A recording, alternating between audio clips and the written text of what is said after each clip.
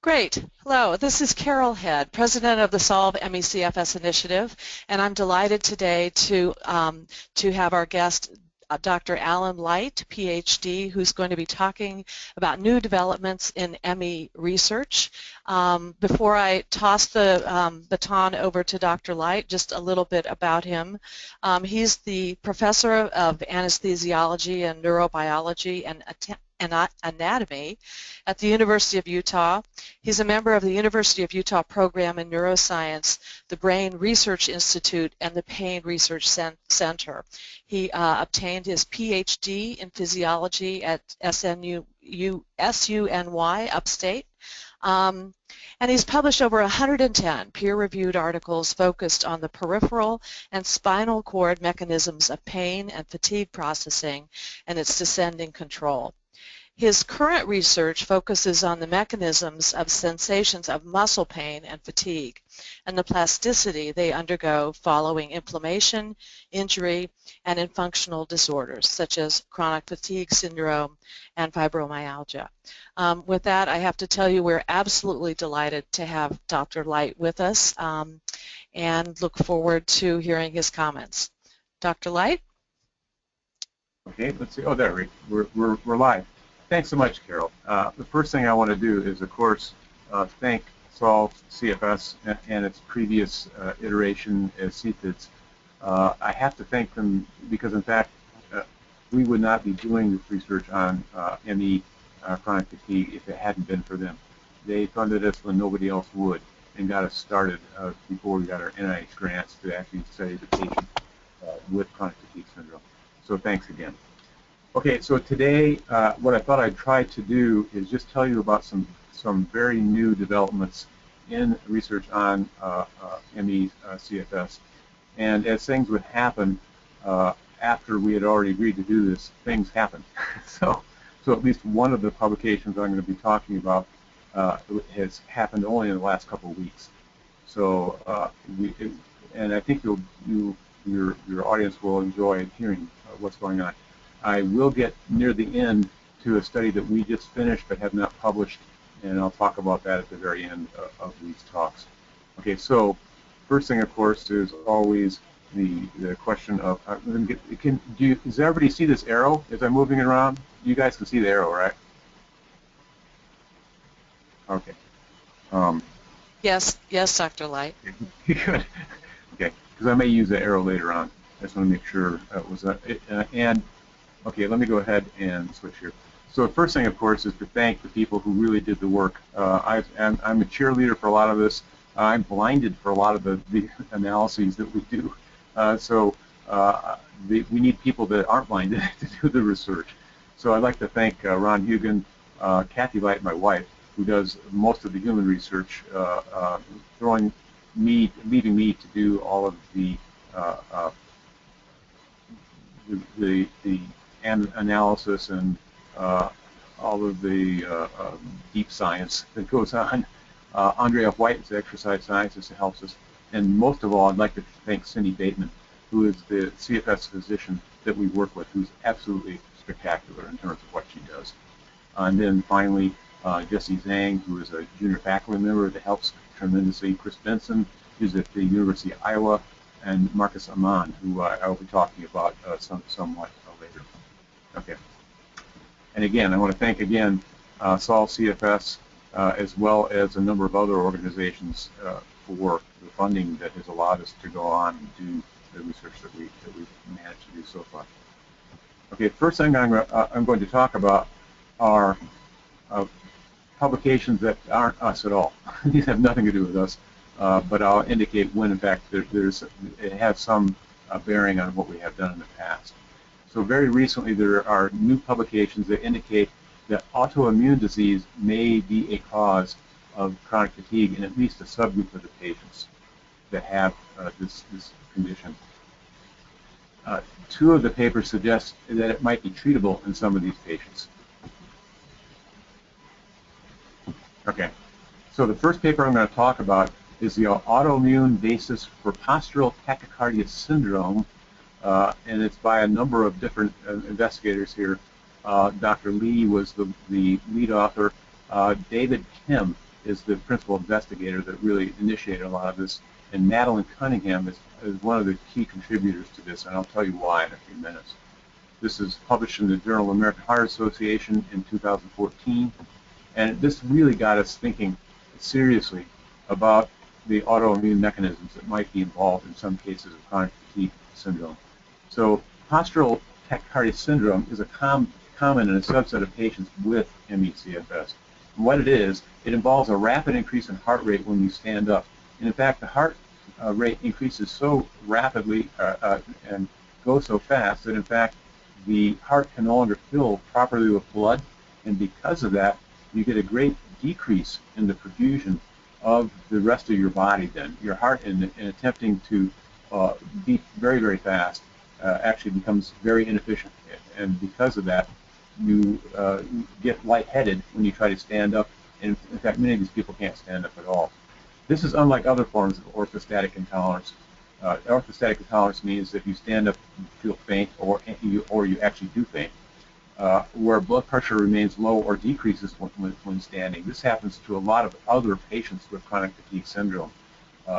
In this case, though, the blood pressure can actually increase with standing in the postural tachycardia syndrome. So it makes it somewhat different. Are these parts of the same problem? They could be, and that's one of the things that really caught our attention. This particular group also looked at patients with orthostatic intolerance in a very small subset, and they did find that in fact this orthostatic intolerance without this postural tachycardia syndrome also had some similar effects to the results I'm going to discuss here. Okay.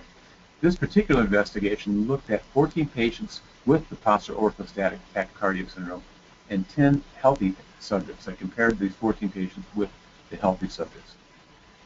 They initially did the study unblinded on 7 POTS patients at the University of Oklahoma, which is where Dr. Kim is at this time, at the VA there. They then used blinded samples from Vanderbilt University to look at 7 more POTS patients and 2 controls.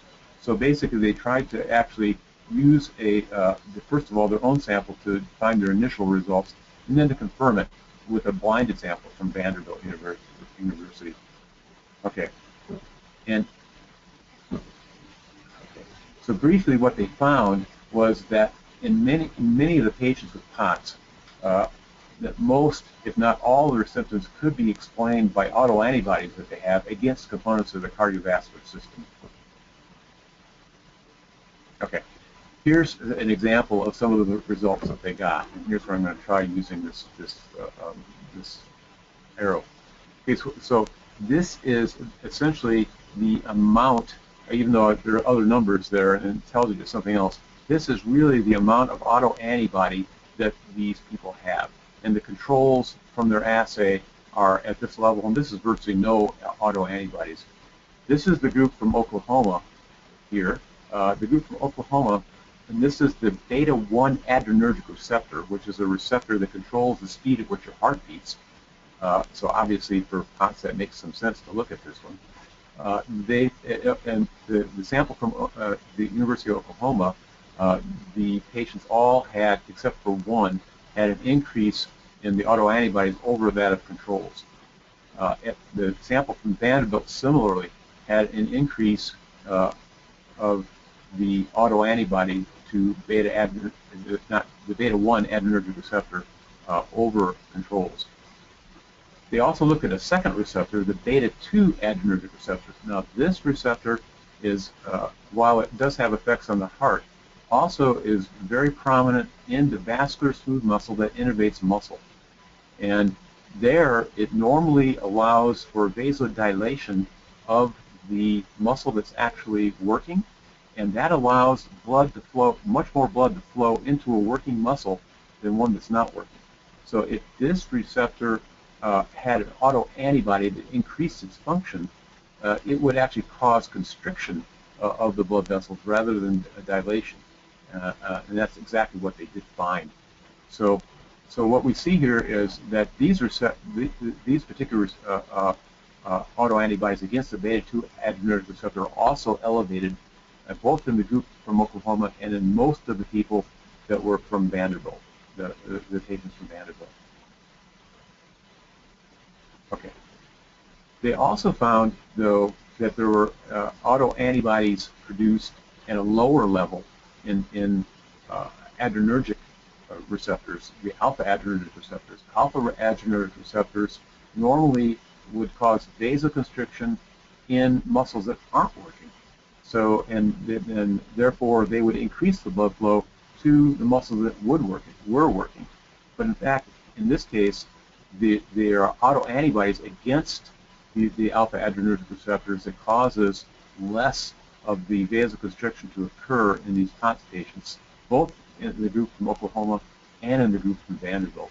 So there are at least two autoantibodies then that could explain this condition called POTS, which would also explain the amount of fatigue these patients have, because by decreasing the blood flow in the muscles, we have actually done a number of studies now using mice and in human subjects as well, showing that in fact the signaling of fatigue, the fact that you feel fatigue, is actually signaled by metabolites that are created in your muscles when you exercise.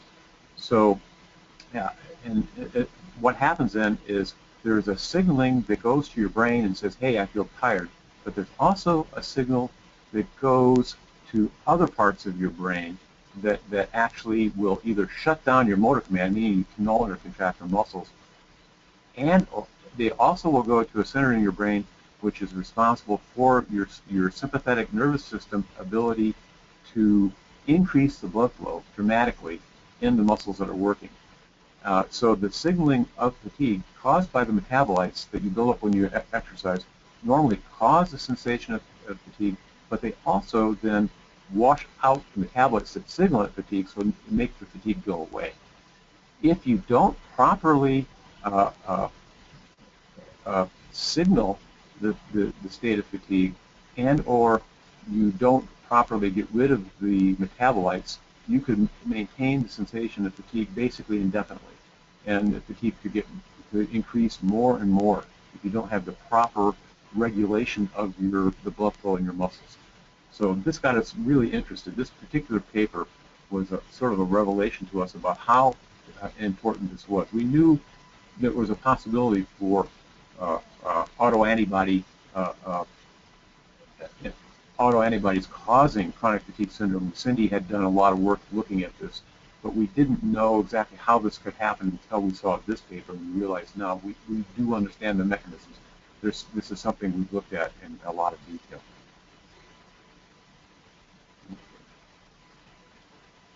Okay, so now I'm going to go to another study. All the studies I'm going to be talking about are related, as you'll soon see. So in July of this year, the Norwegian group published the results of a new trial. And this is a trial that is looking at the B lymphocyte depletion in myalgic encephalopathy and hemiopathy and chronic fatigue syndrome. And this was an open-label phase 2 study with rituximab maintenance treatment.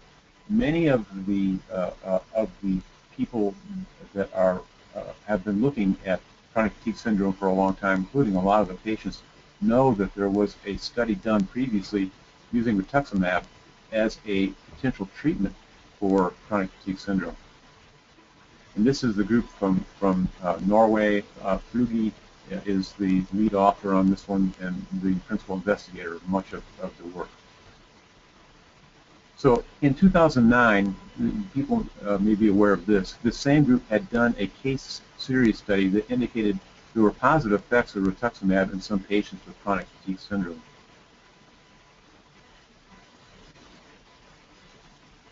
In 2011, the same group had done a small randomized double-blind and placebo-controlled phase 2 study looking at 30 patients given either rituximab or placebo. Unfortunately, for this particular study, the primary endpoint was negative. There was no difference between the rituximab and placebo groups at 3 months follow-up. However, they noted in that paper, and they underscored that in fact they saw some evidence of improvement in these patients 6 to 10 months after the treatment. So they followed these people up after the treatment and saw that 2/3 of the patients seemed to respond to, positively to rituximab 6 to 10 months after the treatment. And because of that, they did the study that they published then in July. Okay. So the new study is followed based on the long-term findings in the previous study, and the new study was an open-label study with 29 patients. They were treated with rituximab, 2 infusions 2 weeks apart, followed by maintenance rituximab infusions after 3, 6, 10, and 15 months. And then they followed it up for 36 months. So rituximab is a B-cell depleter. So you know that the B cells are the cells that make autoantibodies. So that's the basic mechanism that they were tracking here, is that autoantibodies often are when you look at the B cells and you deplete them, you often don't see an effect on autoantibodies for an extended period of time after the treatment begins, because it takes time for the B cells to, first of all, to be knocked out, and then secondly, for B cells that don't have the autoantibodies to be regenerated. So their results showed lasting improvements in self-reported fatigue score in 18 of the 29 patients. However, at the end of the follow-up period at 36 months, now only 11 out of the 18 responding patients were still in ongoing clinical remission. So this means, and what they found was that there were a good portion of them, of the other of the 29, not these 18, really had no effect at all on them. The treatment did not work for them. So they found initially that slightly over half of the patients were responding to the treatment, and then later on, only about a third, 11 out of the 29, actually were responders to this. The mean lag time from the first rituximab infusion until the clinical response was 23 weeks. Okay. The conclusions that they had, and this is directly from their paper, is that the observed patterns of the delayed responses that they have and the relapse, because these patients did relapse after B-cell depletion and regeneration, they also saw that there was a 3 times higher disease prevalence in women than men, which is exactly what we know about ME/CFS. That's essentially the same prevalence. And they also saw that they had previously demonstrated increase in B-cell lymphoma risk for elderly ME/CFS patients. All of this suggested to them that the ME/CFS may be a variant of an autoimmune disease. This prompted them then to do the next study. This is the most recent paper. This just came out a couple weeks ago. While I was driving in the car, I saw it for the first time. This paper is antibodies to beta-adrenergic and muscarinic cholinergic receptors in patients with chronic fatigue syndrome. This is a collaboration between the Flugi and the group from Norway and this group from Germany. The group from Germany are experts in ELISA for autoantibodies, and the previous Norwegian group is obviously the group that did the rituximab treatment trial.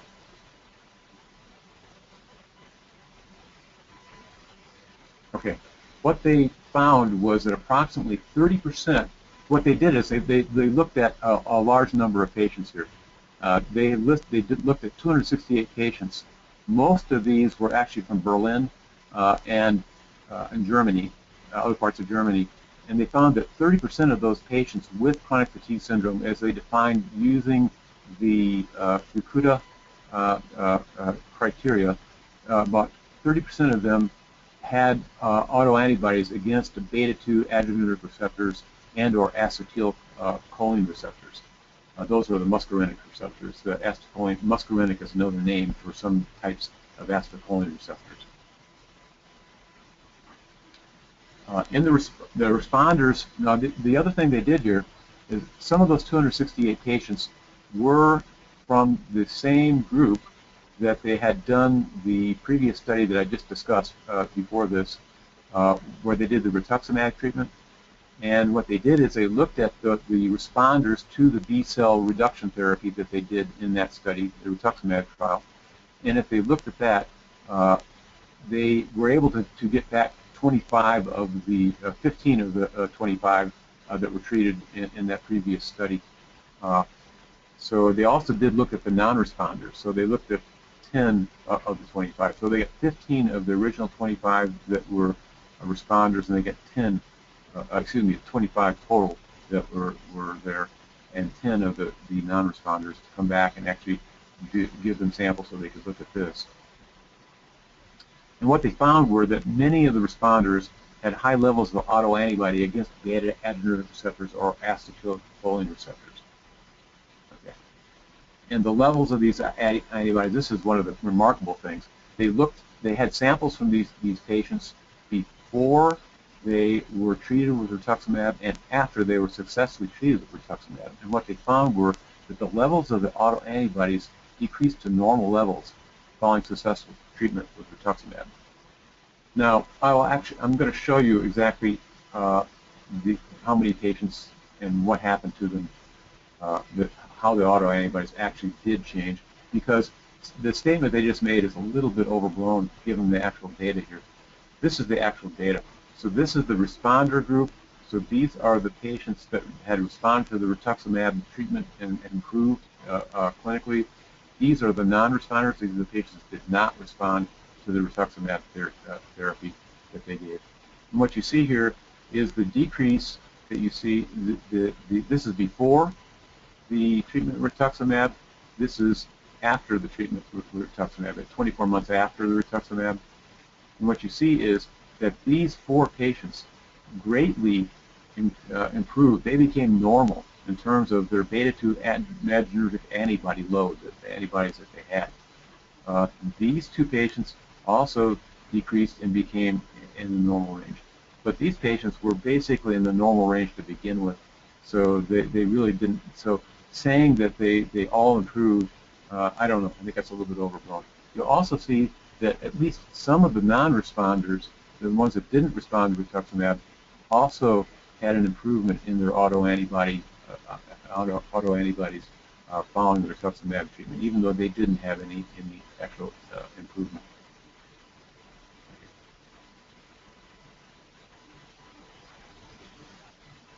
Okay. However, those reports really gave us a very strong rationale for trying to understand at least a subset of patients here that have ME/CFS may actually have autoantibodies that explain their illness. Okay, I'm now going to tell you something that I should have told you when I was talking about Dr. Kim's study.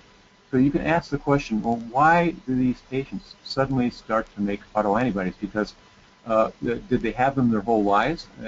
Well, they didn't have chronic fatigue their whole lives. So what's going on here? Where are these autoantibodies coming from? So one of the things about Dr. Kim's study that really struck us was, in fact, that Madeline Cunningham had already shown previously that the beta-2 adrenergic receptors and some of these other receptors were actually altered in patients who had who suffered from other cardiovascular disorders that actually cause real serious diseases. And so they knew that some of these patients really had the reason they had the cardiovascular disorder that they came up with was because of beta-adrenergic receptors. And the question is, why beta-adrenergic receptors? Why are those involved here? And why beta-1 adrenergic receptors? Why these receptors? So Madeline Cunningham actually looked, because we knew that strep A bacteria causes some of the conditions that can cause some cardiovascular disorders, particularly rheumatic fever. She knew that rheumatic fever often developed following a bout of that. So what she looked at, and she found that in fact the strep A bacteria has in its protein coat a sequence of proteins which is almost identical to the sequence of the beta adrenergic receptors, particularly beta 2 adrenergic receptors. And I looked this up on Gene Blast, and sure enough, there's a 85% similarity between the epitope of the autoantibodies that she had found, and that you're looking at here, and the sequence that's found in the strep A bacteria. So what this is then, we believe, is a case of molecular mimicry, that the body is actually creating autoantibodies against the, it's actually creating the autoantibodies against the sequence that's found in the strep A bacteria in an attempt to eliminate the strep A bacteria. But in fact, because that sequence is so similar to that of the beta adrenergic receptors, that it actually then also attacks these autoantibodies, same autoantibodies, attack the beta adrenergic receptors and cause rheumatic fever. So we have this idea that at least some cases of chronic fatigue could in fact be very similar. That in fact the autoantibodies are generated because they're creating a sequence against the strep A bacteria or some other pathogens that have a similar epitope. So that's at least our working hypothesis for why it is that some patients get this. And it turns out that you also, for this to happen, you also have to have a problem with your major histocompatibility complex proteins. Now, what are those? Why do I even bring those up? Well, these are proteins that allow the immune system to know self from non-self.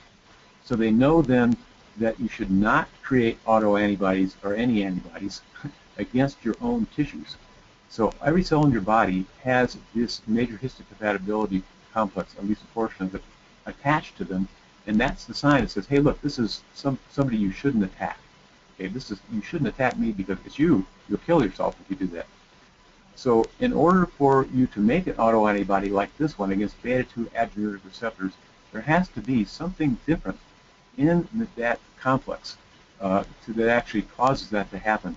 And there's a couple of possibilities for how that can happen, but nevertheless, there needs to be some kind of a different, you need to have a different genetic makeup in order for that to happen. So not everybody could make these autoantibodies, but this subgroup that can make it, if they're exposed to the pathogen that actually causes these particular autoantibodies to be made, could be at danger for creating these autoantibodies and not being able to suppress them. Okay, so that's the explanation. Okay, so we had seen previously that about 30% of the patients with chronic fatigue syndrome showed a large decrease in adrenergic alpha receptors following exercise, and they had orthostatic intolerance. They had that in common with it, this 30%.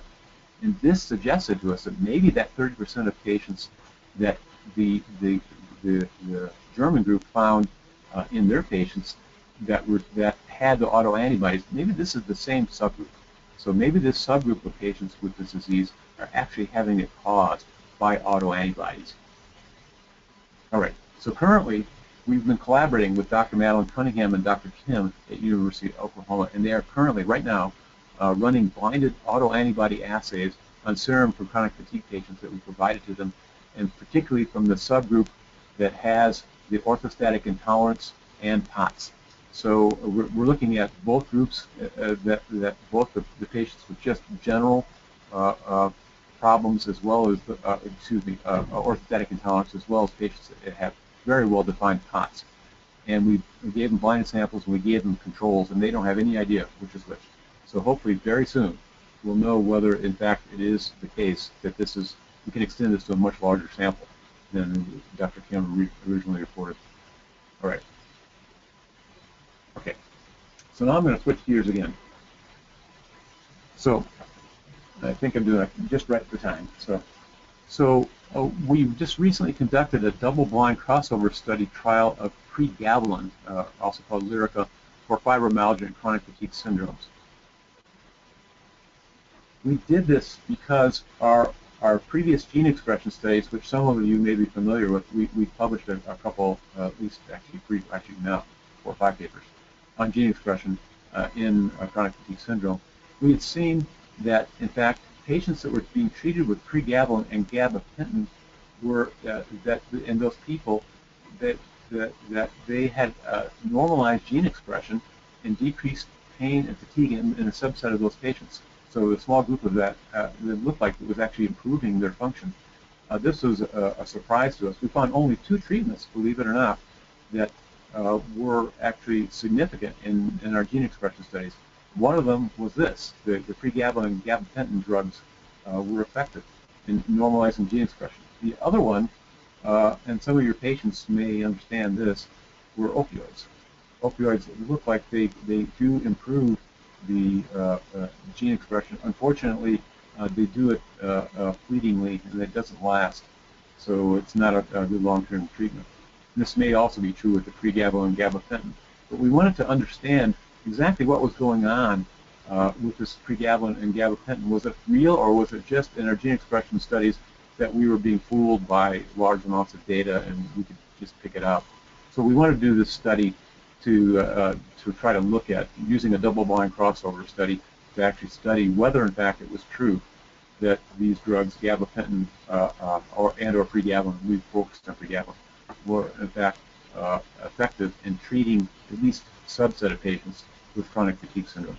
The disclosure is that we actually applied to Pfizer to get the money because we couldn't find the money anywhere else.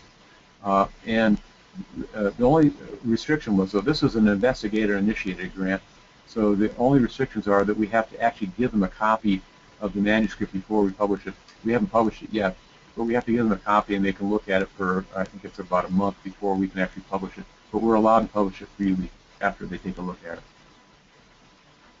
Okay, the treatment protocol that we used, we examined pre- and post-exercise leukocyte gene expression changes induced by pregabalin in 10 patients with fibromyalgia only, which is actually relatively rare, and 10 patients with both chronic fatigue syndrome and fibromyalgia. We weren't allowed to look at patients that only had chronic fatigue syndrome and did not have fibromyalgia because that would go outside the normal use. Since the drug is already approved for use for fibromyalgia, it's not approved for chronic fatigue syndrome, we weren't allowed to actually look at chronic fatigue only patients. So in each of the 2 patient groups, 5 patients were randomly assigned to receive pregabalin as treatment 1 and 5 others received pregabalin as treatment 2. So we randomized the order.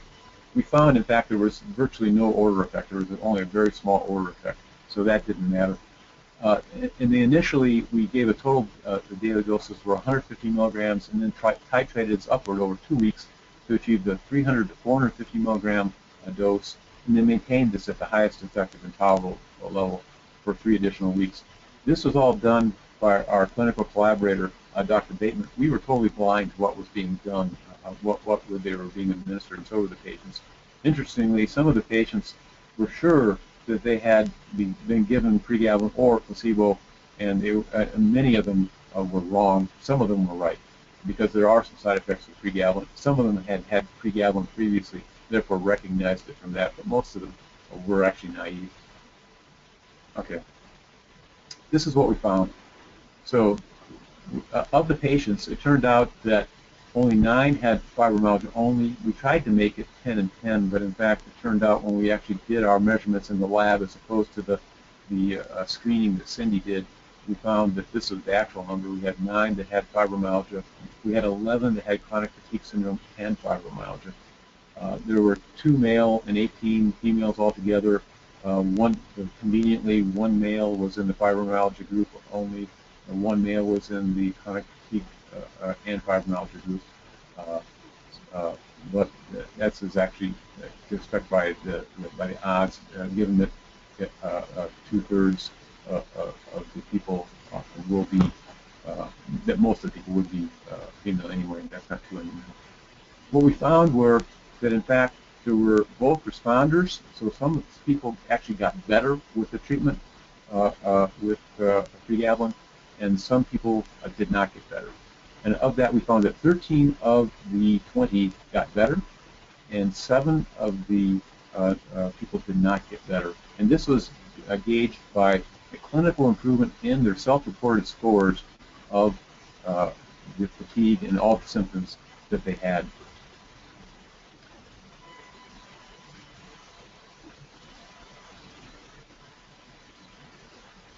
Okay. So in responders, we saw large improvements in their symptoms, 24 points for pain, 19 points for physical fatigue, and 15 points for mental fatigue. That's large. This is on a scale out of 100.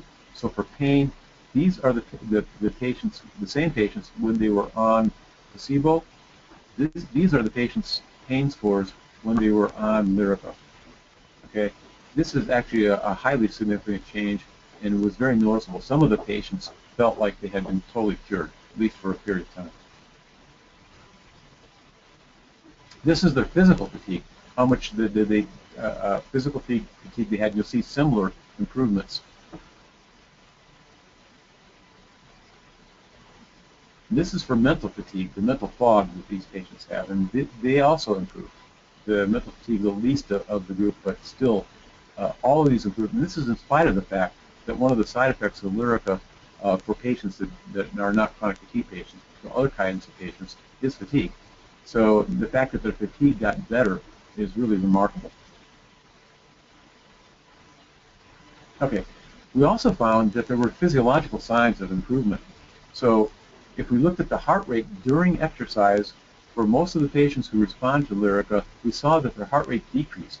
So these are all the individual patients that you see here, and you see that most of them had a significant decrease in their heart rate when they were on Lyrica versus when they were on placebo. This is when they were on placebo. This is when they were on Lyrica. So, and this was less so the case, but even some of the non-responders had heart rate decreases that occurred when they were on Lyrica versus when they were on placebo. But more of them actually had increases than in the patients that were responders. So we saw a physiological effect that was really very obvious with Lyrica treatment in these patients. That is a very powerful plus for these patients.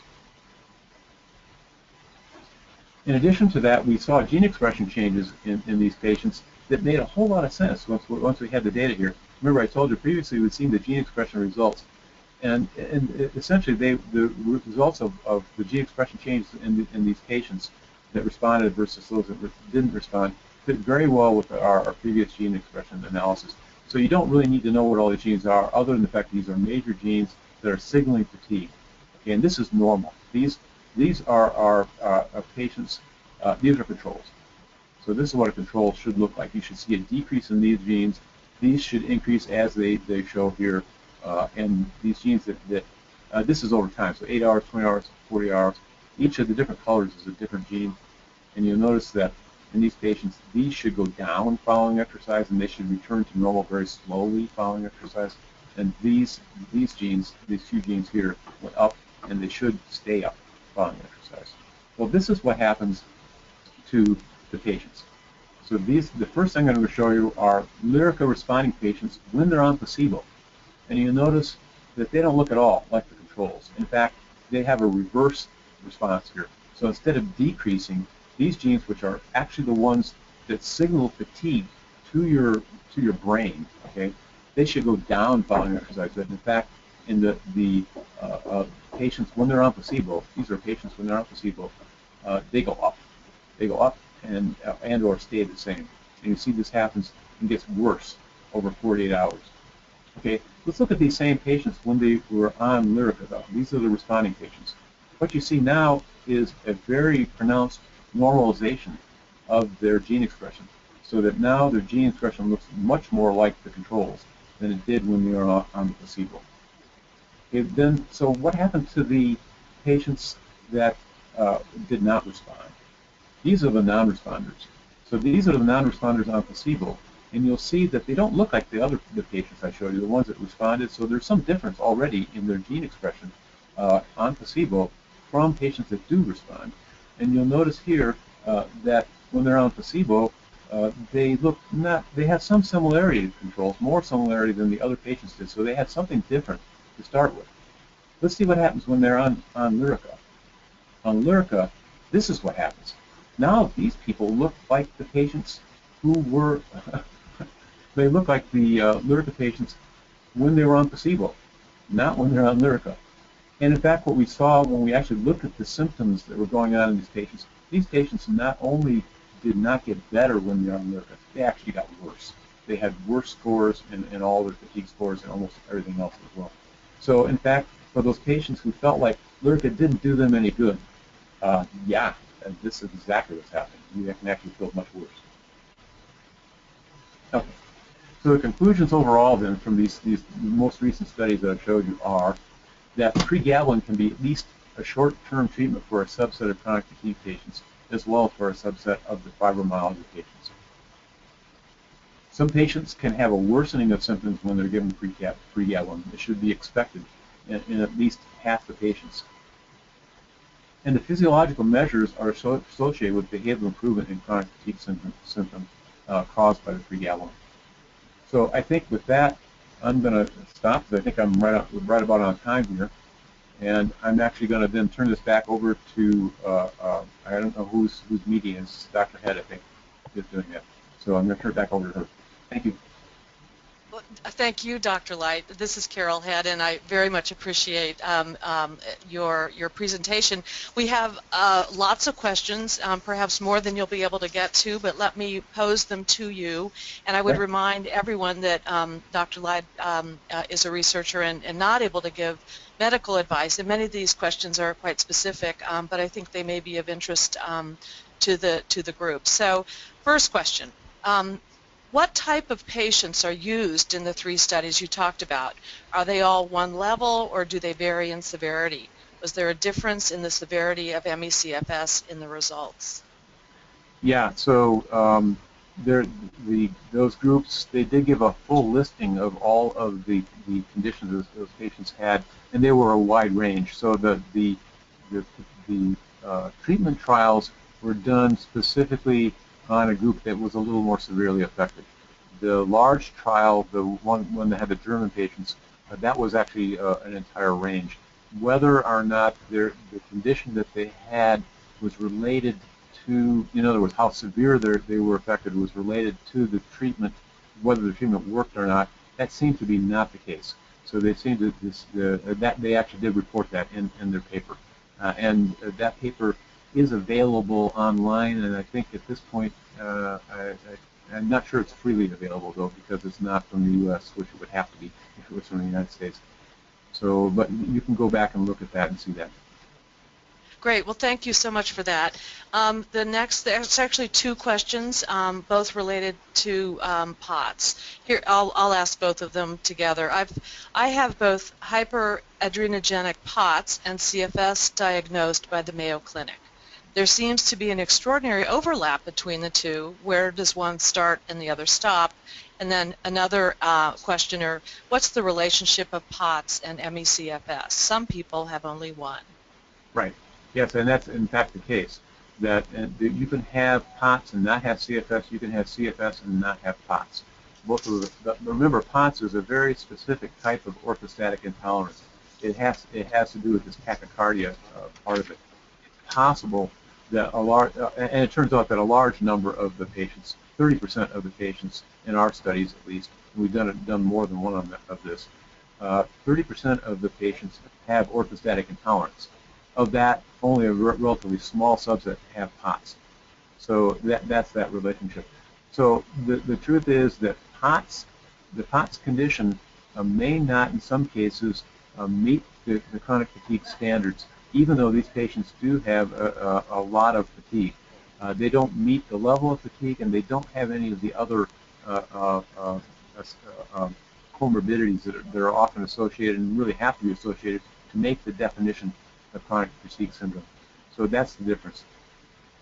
Thank you. Next question.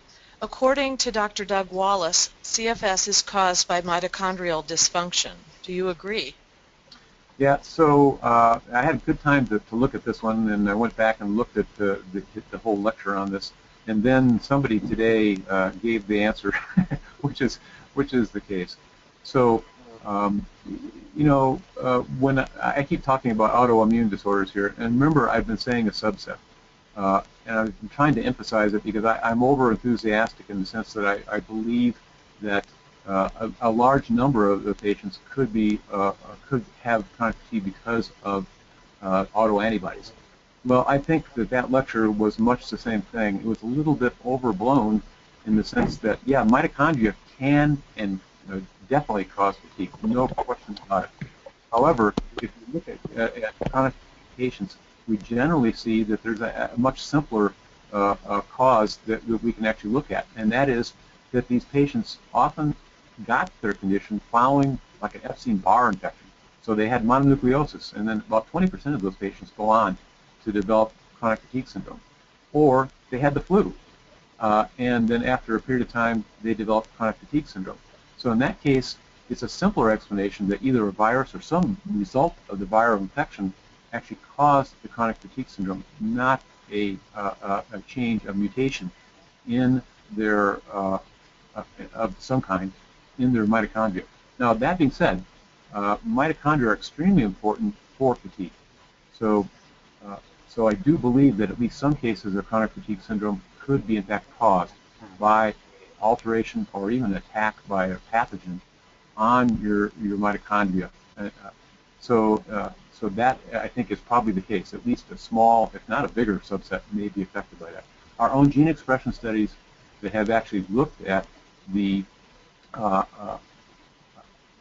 genes that are involved with mitochondria do show that a large number of patients do have altered gene expression for the mitochondrial gene. However, we actually know that in at least some of these cases, the change in mitochondria is actually secondary to the disease. In other words, it's being caused by the disease. Mitochondria do adapt themselves to the amount of energy that you actually produce and to the condition that you're in. So if you're very, if in fact you're very impaired and you don't exercise, the number of mitochondria decreases and the gene expression changes in them. So it's always this cause and effect problem. You don't really know which it is. So are mitochondria involved? Very likely, in at least some patients, they could be the cause. In most cases, we believe it's something else where the mitochondria could be affected, and secondarily, the mitochondria might later on be very affected and may maintain the disease. Long answer, but that's my answer. Yeah, very helpful. Thank you. All right, next question. Would the supplement GABA, G-A-B-A, also have a similar effect in gene expression as the pregabalin and gabapentin? So it turns out that GABA, which is the major inhibitory transmitter in the body, is unrelated to gabapentin and pregabalin. The names, you know how these names come along, it has nothing to do with each other. So the two, GABA itself is not related in terms of the way the mechanism works. It turns out the pregabalin, the way it works, is by inhibiting a calcium channel that you have, and that calcium channel, it turns out, is found in nerve cells, but it's also found in other, in a lot of other cells in the body.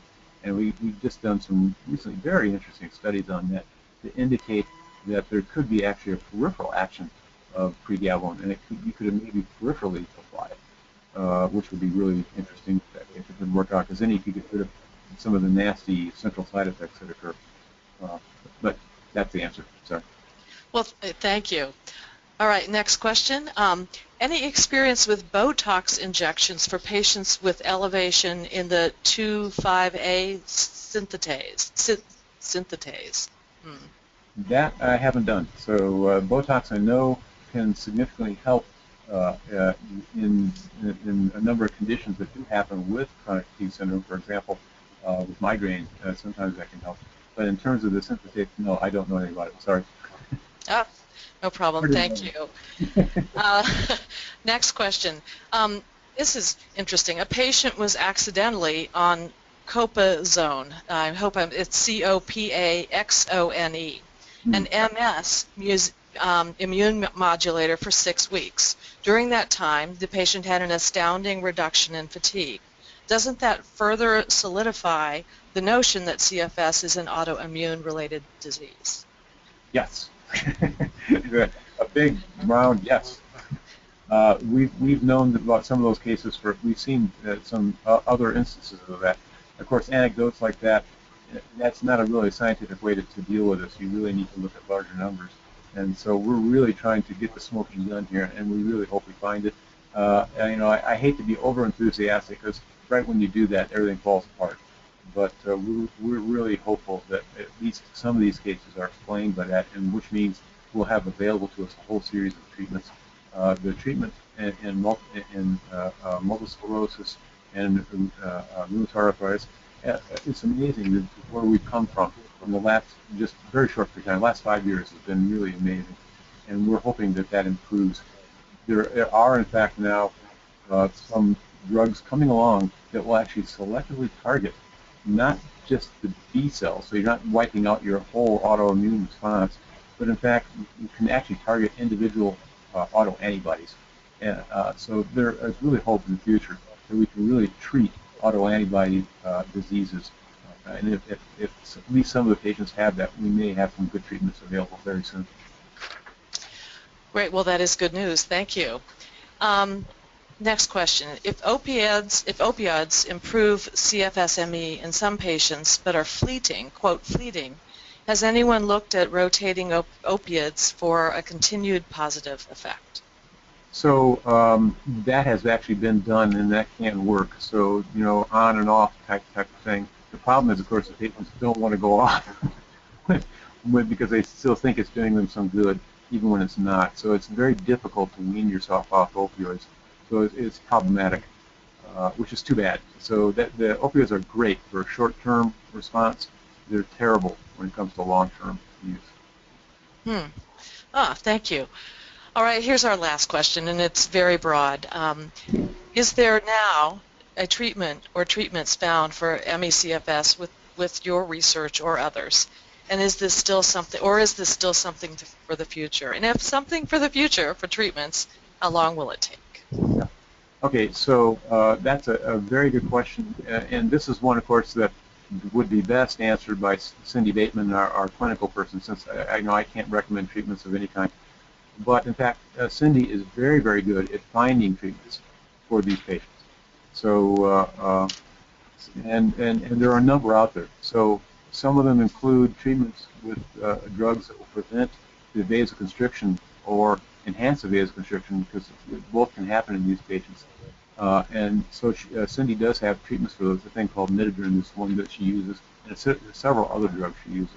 Also, you can use beta-2 adrenergic antagonists in a subset of patients, and she's had very good luck with that as well. So there are other treatments. She has a whole series of treatments that she uses for cognitive effects too.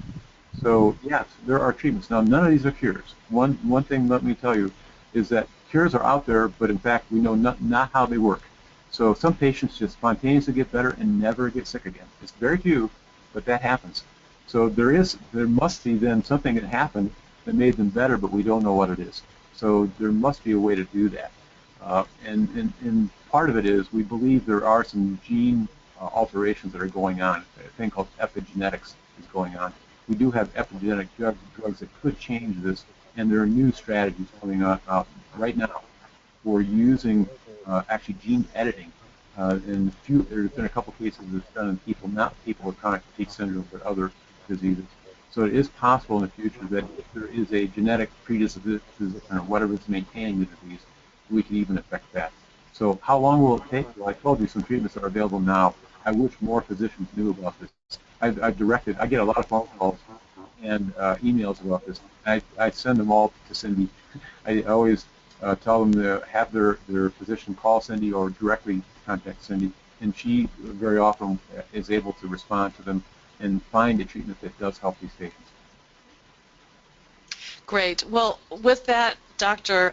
Light, I think we need to wrap it up. I want to sincerely thank you both for taking the time to do this webinar, but also really on behalf of patients for your continued work in this field. You are one of a handful of researchers who have continued to do very strong work on ME/CFS when others have not, and we really are grateful. And the icing on the cake with you, Dr. Light, is that you speak in English that we can understand, and you're so willing to answer all our questions. So our sincere thank you.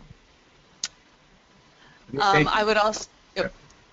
I also say thanks to all of you who are on this webinar. We do understand for many patients the exertion needed to stay on and listen and focus can be quite taxing. So we are grateful that you stayed with us and hope that this was helpful.